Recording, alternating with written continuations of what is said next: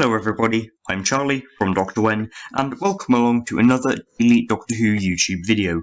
As promised, I'm back, and today I'm going to be continuing a series I've been doing since the very beginnings of my channel, and that is ranking all 10, 11, 12 or 13 stories in a certain series of New Who. Today it's time for Series 10, my favourite series of New Who, the revival era since 2005, and I really enjoyed this series. I think it was incredible, the TARDIS team was brilliant, and the average episode quality is really good, honestly. I love this series, and so I'm really excited to do this video. I think I'm going to really enjoy it, and feel free to put your rankings down in the comments. I'd love to hear your opinions on this series as a whole, and feel free to subscribe and like this video if you enjoy my daily Doctor Who content. Anyway, let's get into this main portion of this video, and hope you enjoy. Let's go. In 11th place, we have The Eaters of Light. This is episode 10 of the Series 10, and is the penultimate story in the series. Overall, I've given it a 7.1, mainly because there's nothing really special about it. It's a filler episode before the two-part finale, World Enough and Time and the Doctor Falls, and it's just kind of an episode that they, put together at the last second just because they didn't have an episode 10 yet. So, it's still decent, the whole concept of these monsters that eat light, it's actually really good, and it does have really good side characters like the Roman soldiers, and I do quite like how it separates the TARDIS team. Well, it separates the Doctor and Nardole from Bill, which I quite like, and partially Nardole from the Doctor, so I did quite like all that, but yeah, it's just a little bit bland and is blatantly a filler story though. Still nothing particularly bad about it though, it's just a little bit bland and quite forgettable. In 10th place, we have Empress of Mars. This is this is the episode just before The Eaters of Light, and it's episode 9 of Series 10. This is the second Ice Warrior story in New Who overall, and of the 12th Doctor's era. No, sorry, Stephen Moffat's era. The 11th Doctor also encountered an Ice Warrior named General Skaldak, but this episode I've given a 7.5. Again, it's nothing special, it's just a bit of filler in between the Monk trilogy and the finale, and it's not that bad. It's a bit better than Eaters of Light because I actually really enjoy the Ice Warriors in this. I think them alongside their technology is really good, how they used those weapons to squish people into cubes. I did quite like that and thought it was pretty funny. Overall, I don't really like the whole idea of the British colony on Mars. That was just pretty weird and really unnecessary. This should have been much higher. It could have been a pretty scary base under siege story had they not been there and it was just the Doctor, Nardole, and partially Missy. I did quite like how it involved Missy quite a lot, how Nardole used her to get the TARDIS back to Mars. I did quite like that, and it sort of starts off her redemption arc. Well, I suppose Extremis does, but this one properly starts, off her, being good side. So I did quite like that. And, yeah, the whole concept of, this Empress of Mars who's been awakened, and she's, waking up all the Ice Warriors, and they're emerging from the sand. I thought that was really creepy, and, yeah, I wish we could see the Ice Warriors become more of a main villain, like the Daleks and the Cybermen, because I think they're incredibly underused. However, I do like how they stuck to the updated creature design from Classic Who. It looks much better, and they look genuinely pretty creepy. In 9th place, we have Knock Knock. This was the first half of the series, and yeah, I actually really enjoyed this. I've given it a 7.9 out of 10, and it's really good.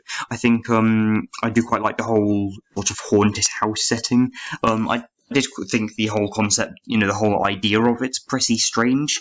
This person who's been infected with this wood virus, and her son is using all these books to try and heal her and stuff. It's just pretty weird, and it is arguably a bit of a filler because it's after the main future story, past story, reacting to everything. That usually happens with a new companion, but in the episode after that, then it's usually just a bit of filler, which this is. Most of the time, filler episodes are towards the bottom, and rightly so, they're just a bit forgettable, like this. It's a little bit, like I said, forgettable. It's still not that bad. I think the side characters are actually really funny, and it does remind me a lot of other episodes, like, the Caretaker and the Power of Three, where the Doctor gets involved in his companions' lives instead of the other way around. So I do quite like that, and yeah, it's sort of focused more on Bill's perspective than the Doctor's, which I actually really like. So yeah, there we go. Knock Knock is in 9th. In 8th, we have Smile. This is episode 2 of the series, so still quite early in, and yeah, it's pretty good. I've given it an 8.1. There's nothing particularly special about it. However, this is Bill's first TARDIS adventure, other than the pilot, and it's really good. I honestly really enjoyed this. I do quite like the emoji bots. That whole first scene takes away the whole mystery and suspense of it all. Are they good? Are they bad? So that kind of takes away from that. But I still quite like the idea of them killing you if you're not happy, because they've not got sadness emotion registered as an emotion. So I do quite like that. The whole scene at the end where everyone's woken up, it's like 10 more minutes of them battling the emoji bots. I thought that was quite weird, but this is still a really fun episode. It's really good seeing Bill's reactions to everything, and I think it was quite nice just to see the Doctor, back in action again, because he'd been stuck at the university for 70 years. So yes, I really liked that, and it's just quite a fun, easy episode to watch. Next up, in 7th place, we have Thin Ice. This is episode 3, and a historical episode set in 1814 during the Frost Fair on London on the Thames, and it's again really good. It's great seeing Bill's reactions to everything, like what it's like in the past, because we've already had a future episode which is Smile. Now it's quite good to see Bill reacting to the past. I've said before, I actually really like Bill as a companion. I think she's actually the best in New Who. I do quite like the whole concept of the sea monster, and it's genuinely creepy when someone gets taken underneath the water. I did like the whole scene where the Doctor and Bill themselves went under. I just quite like that. And in this episode, the Doctor punches someone who is being racist to Bill, which he obviously really liked him punching that person. So yeah, I think this is a really good episode, and just really good and quite scary as well. Next up, in 6th place, we have Oxygen. This is episode 5 of the series, and is really good. It's about the Doctor, Bill, and Nardole going onto a spaceship with suits that only give them 2,500 breaths before they eventually die. This episode is really good because it starts off the whole Doctor is blind arc that we've got going on. For a quarter of the episodes in this series, then the Doctor is actually made blind in Oxygen, Extremis, and the Pyramid at the End of the World. He can't see and needs to use his sonic sunglasses to get around. So I just quite like that, and it's really creepy as well, like the special effects and the makeup used to make those people look like they've been sucked into the vacuum of space.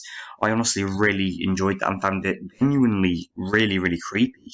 I do like how Nardole goes with them for this. It's the first time Nardole has been on a proper adventure, and he is hilarious in this story. I really like him. Yeah, this is just a really enjoyable episode to watch, and it's got really good visuals as well on the spaceship. I haven't really had a spaceship story in a while, and it was quite good to see the updated effects for it. So yeah, I really enjoyed this, and I'd love to see a sort of sequel to it where the 13th Doctor and her companions go back on it, that spaceship. I would really like that. It's probably not going to happen, unfortunately. In 5th place, we have The Pilot, the very first story from Series 10, and I really liked it. Lots of people that aren't that keen on it. They think it's one of Stephen Moffat's worst stories. I actually really disagree. I really enjoyed this. Firstly, it introduces my favourite companion, Bill, and Nardole is also there as well, and he's really good. However, he wasn't introduced in this. It does start off that whole arc with, the fuel thing. That was quite a weird villain, but it's still quite a good concept, how they're going all around the world in space and time to see if it follows them, which it does, and I found that really cool. All those scenes were, on the alien planet to the other side of the world. I did really like that, and yeah, I think this is just a really fun episode, and it's quite a good soft reboot to the show, having a Doctor been at the university for 70 years. I thought that was quite good, and a nice little sort of fresh slate after Heaven Sent and Hellbent. So yeah. Next up, in 4th place, we have The Pyramid at the End of the World. I've given this a 9.2 out of 10, and lots of people hate the story. They think it's absolutely terrible, and one of the worst in the Monk trilogy, which isn't that liked anyway. I really disagree. I love the Monk trilogy, as you can tell, because 3 of the Monk trilogy episodes are in the top 4, which is quite impressive. And yes, this is actually a really good episode. It develops the monks more, and we get to see them in the normal world instead of the shadow world they created for them to practice. We actually get to see them start the invasion, and they kill people who didn't actually let them hand over the planet. They were just doing it out of whatever it may be, fear or trying to be strong and things like that. So I thought that was really interesting. We also have that really good subplot with the people in the lab who accidentally have developed a bacteria, and the Doctor stops it by blowing it all up. But the Doctor can't do it without needing his eyesight, which Bill eventually gets back, which I thought was really nice, and I just quite like that subplot. I thought it was very different to Doctor Who. They did not done anything like that before, and having the companions at the main setting of the episode, and then the Doctor somewhere else. I thought that was quite an interesting thing to do, and it works really well. I honestly really enjoyed this, and I don't know. I don't think it's the worst in the Monk trilogy, but it's still brilliant, and that's why I've given it a 9.2.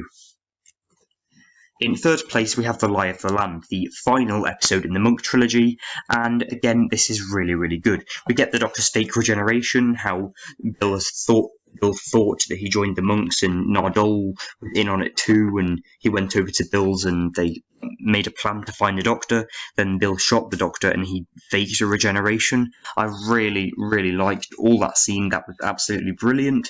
I liked how they actually resorted to Missy's help.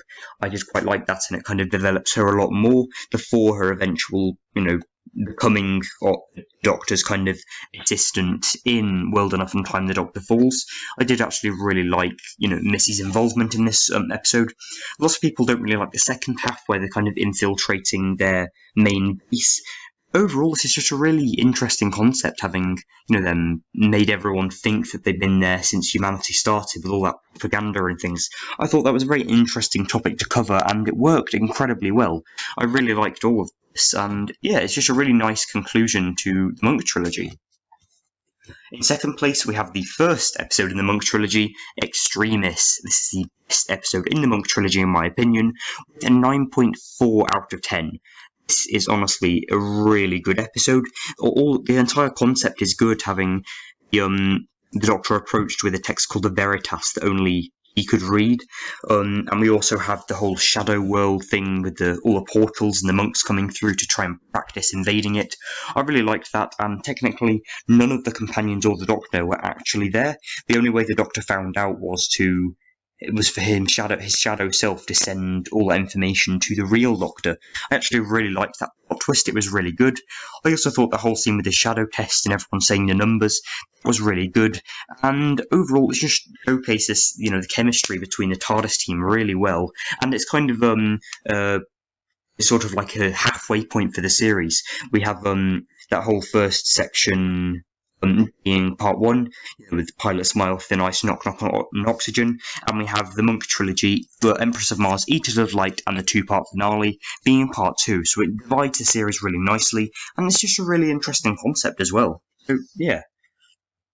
In 1st place, we have the 2-part finale, World Enough and Time, and the Doctor Falls. I've given this an exact 10.0 out of 10.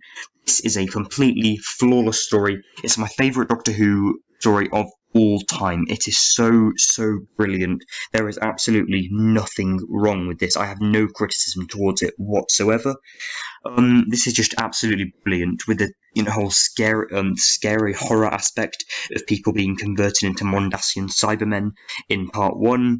With the Bill turning the volume up and they're saying like pain. That was genuinely horrifying. The whole unfinished Mondasian Cybermen with the black eyes. That was horrible. Bill's conversion and having that huge hole in her chest was genuinely scary. All of that first episode was really frightening, having Bill waited there for 10 years, while for the Doctor it's only been seconds and minutes. I thought that was really good. The Doctor Falls is brilliant as well, with the 2 generations of Cybermen teaming up, multi-master story. It's all really, really brilliant. So I hope you've enjoyed this video, everybody. Feel free to put your rankings in the comments, and subscribe to my YouTube channel if you enjoy it. Next time.